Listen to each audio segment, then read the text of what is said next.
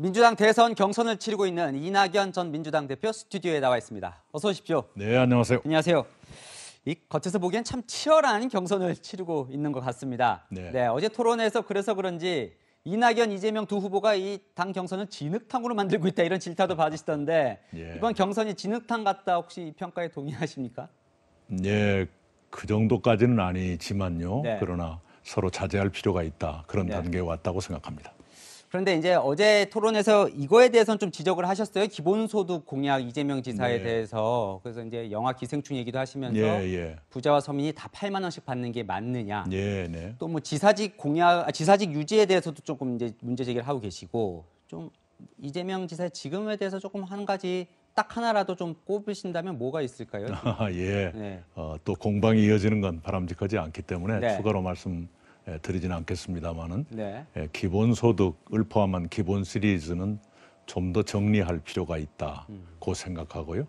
그리고 차제에 거두시는 게 어떨까 이런 말씀을 드리고 싶습니다. 기본소득에 대해서는. 자, 이재명 지사 측에서 오늘 이제 경선 승복 제안이라는 거를 했습니다. 아마 뭐 캠프 측에 있는 서른 의원의 이 원팀 장담 못한다 이걸 이제 경선 불복으로 이야기를 하면서 이제 연장선상인 것 같은데요. 혹시 뭐 경선 승복 제안을 하겠다, 할 수 있다, 뭐 이런 걸 받으실 의향도 있으신가요? 아니 뭐든지 해야지요. 그리고 이건 저는 불복에 대해서 생각해 본 적도 없고 제 사전에 불복이 없습니다. 저는 저의 승리만 생각하고 있지요. 그리고 서른 의원 얘기는 당의 여러 가지 고민을 걱정하는 그런 얘기이지요. 그것이 어떻게 불복입니까? 그러면 서른 의원의 이 걱정을 좀 어떻게 보십니까? 이낙연 지지자 30%는 이 경선 뒤에 이재명 지사를 지지하지 못할 것이다. 혹시 이런 의견에 대해서는 좀 어떻게 의견이 아니라 어떤 여론조사가 그게 있다고 우리 후보 중에 한 분이 지적을 했었죠. 그에 대한 답이었죠. 자기 의견이 아닙니다. 충분한 지지를 받지 못하겠다고 하는 그 후보의 과제이겠죠. 왜 그것이 지지자들의 과제일까요? 저희들은 당연히 저희들의 승리를 믿고 있고 또 불복 같은 건 생각해 본 적이 없습니다. 근데 지금 이제 계속해서 이제 2004년 얘기가 계속 나옵니다. 노무현 전 대통령 이제 탄핵 얘기를 하면서 이제 대표님이 당시에 찬성했던 거 아니냐. 여러 차례 말씀드린 바와 똑같습니다. 저는 반대를 했고요. 그 당시에 당이 분열돼서 여러 가지 일들이 있었죠. 그러나 그걸 봉합하고 다시 합쳐서 지금 네 번째 대선을 치르고 있죠. 명확하게 반대를 하셨다. 그런 여러 차례 말씀을 드렸죠. 알겠습니다. 자, 올해 초인가요? 지지율이 조금 이제 하락세였다가 이제 상당히 좀 회복을 하는 분위기인데 일각에서는 뭐 이재명 지사 네거티브의 반사 이익 아니냐 이런 평가도 나오고요. 물론 뭐 토론회를 거치면서 또 오르는 점도 있지만 스스로 뭐가 좀 통했다고 보십니까? 글쎄요. 아무래도 TV 토론이 자주 있다 보니까 국민들께서 각 후보들을 비교해서 보시게 되고 또 여러 후보들에 대해서도 그동안에 미처 알지 못했던 진짜 모습들을 아시게 된 것, 그것의 영향이 있지 않았나 생각합니다. 알겠습니다. 자, 어제 이제 조국 전 장관 부인 정경심 씨 이제 판결이 났습니다. 거기에 대해서 이제 너무 가혹한 판결이다. 그리고 이제 조국과 함께하겠다 이런 이제 글을 올리신 걸 두고 이 재판부는 분명히 이제 시장 경제 질서를 흔드는 중대한 범죄라고 판결을 내렸는데 혹시 범죄자를 옹호하는 것 아니냐 이런 비판도 있습니다. 누구나 잘못이 있다면 그에 상응하는 처벌을 받는 것이죠. 그러나 그보다 훨씬 과도한 판정이라면 사람들이 과도하다고 느끼는 것 그것 또한 당연한 일 아닌가요? 어제의 판단에는 인턴 증명서를 포함한 입시관계 서류를 유죄로 봤다. 거기에 대해서 사실관계에 좀 의문이 남는 것이 사실이고요.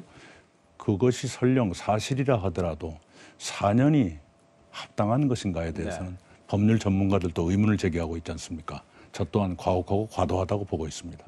그런 과도한 고통을 겪는 분들에 대해서 마음의 연민과 공감을 느낀다는 뜻입니다.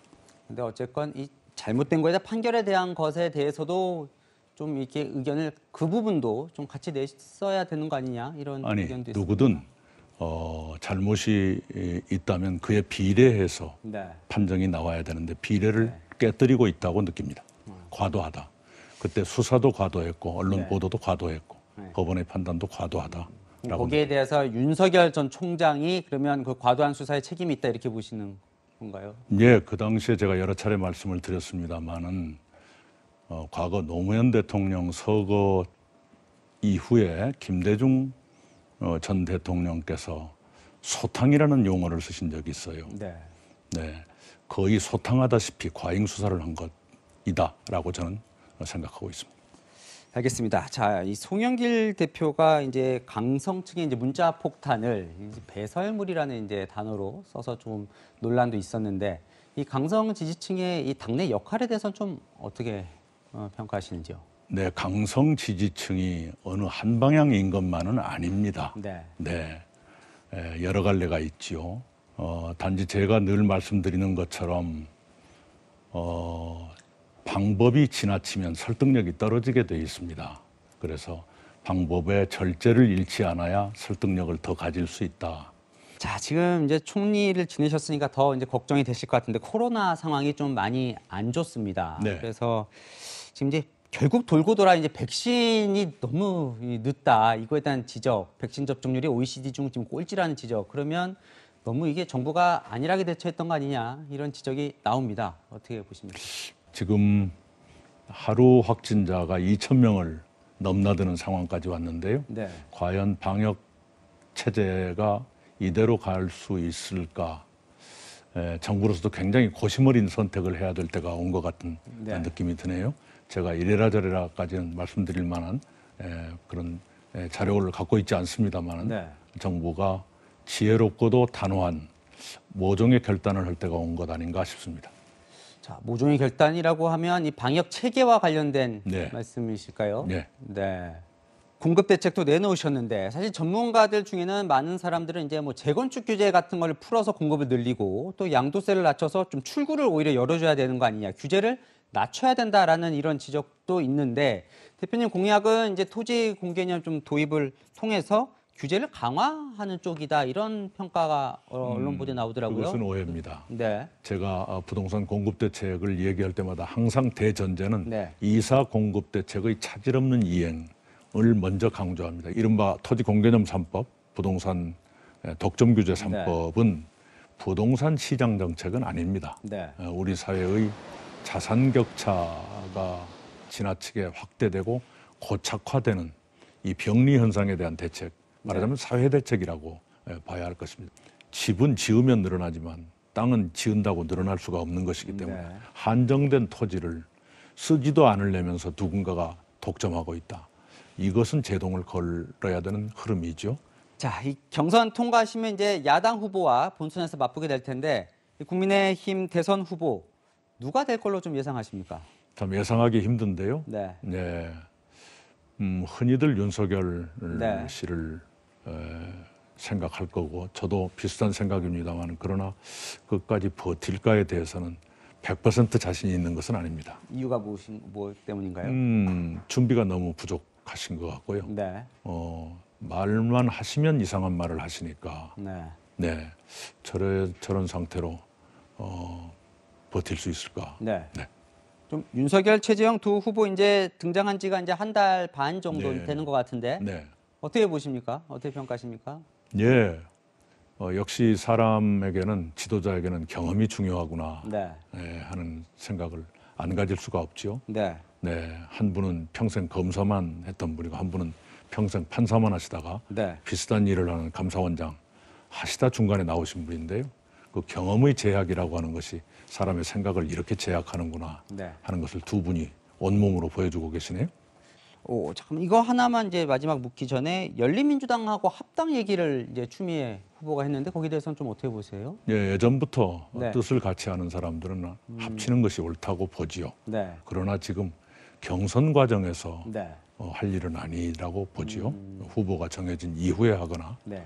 그러는 것이 옳겠다고 생각합니다. 자, 알겠습니다. 이제 마지막으로 뭐 이낙연을 선택해야 하는 이유라고 봐야 할까요? 아니면 이낙연이 꿈꾸는 대한민국이라고 해야 할까요? 저희 시청자분들에게 한번 밝혀주시죠. 예, 참 국민들의 삶을 불안해하는 시대입니다. 청년, 중년, 노년 모두가 오늘을 힘들어하고 내일을 불안해합니다. 그런 국민들께 내 삶을 지켜주는 나라가 필요합니다.